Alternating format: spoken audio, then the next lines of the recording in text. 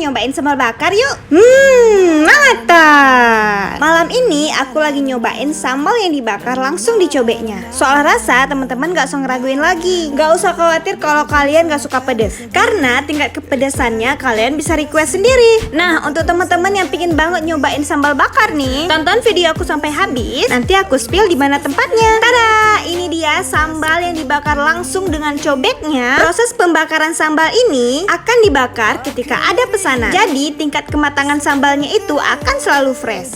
Yang aku cobain malam ini adalah ada ayam sambal bakar, iga sambal bakar, dan beberapa menu lainnya. Tuh kan teman bisa lihat gimana proses pembakaran sambal bakar dengan api yang begitu besar. Nah ini dia pesanan aku sudah selesai. Aku nggak cuma pesen satu kan, aku pesennya banyak. Aku kasih tahu satu-satu dulu, mulai ayam sambal bakar, iga sambal bakar, ceker sambal bakar, dan juga bakso sambal bakar. Nah ini dia aku makan di GG Bakso, si kuah rempah berkerupuk merah.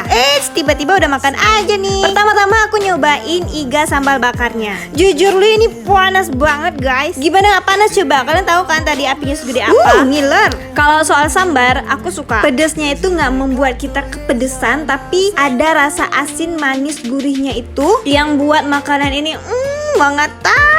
Cekernya kurus teman-teman. Kayaknya ayamnya sebelum dibeleh kurang makan deh. It's okay, meskipun cekernya kurus, tapi karena ada sambal bakar jadi enak diseruput. Makan di GG Bakso nggak afdal kalau nggak ada bakso. Apapun makanannya, kalau makan pakai sambal bakar sudah pasti mantap. Mari mencoba teman-teman. See you.